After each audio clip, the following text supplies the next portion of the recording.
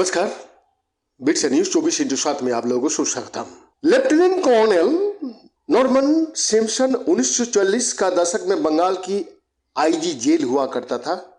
वो जेल में बंद स्वतंत्रता सेनानियों को यातनाएं देने के लिए जाने जाते थे।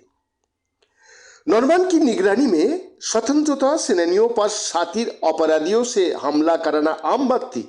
एक बार नॉर्मन के इशारे पर कैदियों के एक झुंड ने जेल में सुभाष चंद्र बोस पर हमला कर दिया था। उस दिन सुभाष बोस के कई साथियों जैसे देशप्रिय जितेंद्र मोहन, किरण शंकर राय और सत्यगुप्त को मारा पीटा गया था। इसके बाद बंगाल बटालियंस ने अपने दो कार्यकर्ताओं दिनेश चंद्र गुप्ता और सुधीर बादल गुप्ता को कोलकाता तलब किया। विनय कृष्ण बसु वहां पहले से ही मौजूद थे। इन तीनों का एक ऐसा दुस्साहसी काम करने की जिम्मेदारी दी गई जिसके अंग्रेज सरकार ने कल्पना भी नहीं कर पाया था। इन तीनों से कहा गया कि आईजी सिम्पसन को जीने का अब कोई अधिकार नहीं रह गया, उनको इस दुनिया से जाना ही होगा। इसके बाद सवाल ये उठा कि उन्हें कहां और कैसे मारा जाए। ये तय हुआ कि उन्हें ऐसी जगह मारा जाए जिससे ब्रिटिश प्रशासन की चूल्हे हिल जाए। इस बात पर सहमति बनी कि सिम्पसन को बंगाल में ब्रिटिश प्रशासन का घर राइटर्स बिल्डिंग में उनके दफ्तर में सरेआम गोली मार दिया जाएगा। बंगाल बटालियंस की स्थापना सुभाष चंद्र बोस ने 1928 की कांग्रेस संघ के दौरान की थी। उन्होंने ऐसे लोगों का संगठन बनाया था जो त्याग और देशभक्ति की भावना से जुड़े हुए थे, भरे हुए थे। बंगाल वॉलंटियर्स का सदस्य रोजवर्दी में पाक शाखा में मार्च पास्ट करते थे। मेजर सत्यगुप्ता इसमें शामिल लोगों की लड़ने का प्रशिक्षण दिया करता था। उन्होंने 1930 बंगाल की विभिन्न जेलें में पुलिस की क्रूरता के खिलाफ विद्रोह करने के लिए ऑपरेशन फ्रीडम की शुरुआत की थी। सिम्पसन को मारने का प्लान चाहे सफल हो या विफल, ये बात तय थे कि वहां से जीवित बच निकलने का संभावना बिल्कुल नहीं का बराबर था। इसका बावजूद इन तीनों युवाओं को इस बात की खुशी थी कि उन्हें इस बड़े मिशन के लिए चुना गया है। इस मिशन की जानकारी गिने चुने लोगों का पास ही था।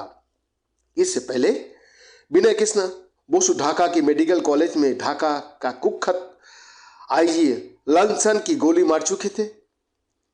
चप्पे चप्पे पर पुलिस का जाल बिछा होने के बावजूद विनय ढाका से कोलकाता पहुंचने में कामयाब हो गया था। विनय कृष्ण बसु का जन्म 11 सितंबर 1908 की मुंशीगंज जिले में हुआ था, जो कि अब बांग्लादेश में है। 22 साल का उम्र में उन्होंने देश के लिए जीने मरने का फैसला कर लिया था।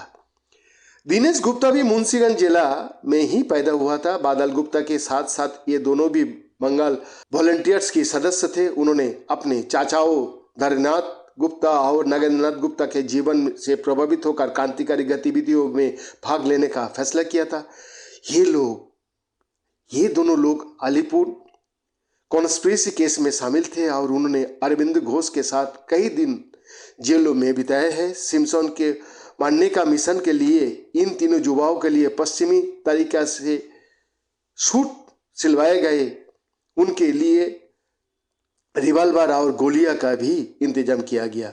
विनय को मेटियाबुरुस में राजेंद्र गुप्ता का घर में लाया गया। बादल और दिनेश को न्यू पार्क स्ट्रीट का एक गुप्त ठिकाना में पहुंचा दिया गया। सिम्पसन को मारने के लिए 8 दिसंबर की तारीख तय की गई और प्लान बना कि ये तीनों खिदिरपुर में पाइप रोड पर मिलेंगे। उन दिन इन तीनों ने आखिरी बार अपने कोट की पॉकेट में हाथ डाला और जेब चेक की। उनकी जेबों के अंदर रिवॉल्वर और कारतूस थे। बादल ने अपनी जेब में पोटेशियम साइनाइड का कैप्सूल भी रख लिया। जैसे ही घड़ी ने 12 बजे की घंटी दी, इन तीनों का सफर शुरू हुआ। उन्होंने एक टैक्सी ड्राइवर से उन्हें राइटर्स बिल्डिंग ले जाने के लिए कहा। जैसे ही टैक्सी राइटर्स बिल्डिंग का मेन गेट पर रुकी, वहां तैनात पुलिस ऑफिसर ने सूट बूट पहने 3 लोगों को नीचे उतरते हुए देखा। टैक्सी का किराया देने का बाद ये तीनों पूरा आत्मविश्वास के साथ आगे बढ़े। पुलिस ऑफिसर और उसकी टीम को उनके इरादा का बारे में कोई शक नहीं हुआ। वो सीढ़ियां चढ़ते हुए पहली मंजिल पर पहुंचे। लेफ्टिनेंट कर्नल सिम्पसन अपने कमरे में बैठे पत्र लिख रहे थे।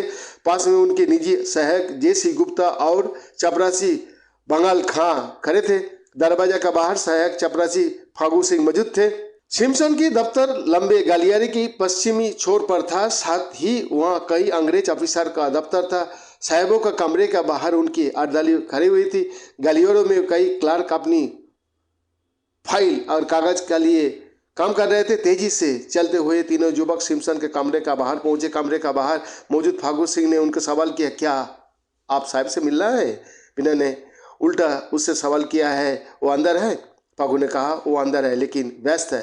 क्या आपने उनसे मिलने का समय ले रखा है? अगर आपके पास विजिटिंग कार्ड है तो मुझे दे दीजिए, मैं या फिर इस रजिस्टर में अपना नाम लिखिए। मैं साहब को आपके बारे में बता दूंगा, लेकिन आपको तब तक इंतजार करना होगा जब तक अंदर से जवाब नहीं आता। आओ देखा, फागू सिंह को धक्का देते हुए उन्होंने जोर से दरवाजा खोल दिया। इसके बाद पलक झपकते ही उनका रिवॉल्वर उनके हाथ में आ गया और ये घटना इतिहास में एक स्थान ले लिया। उसका बाद क्या हुआ फिर एक दिन बताएंगे। बैद्यनाथ दास की रिपोर्ट, बिरसा न्यूज़ 24/7।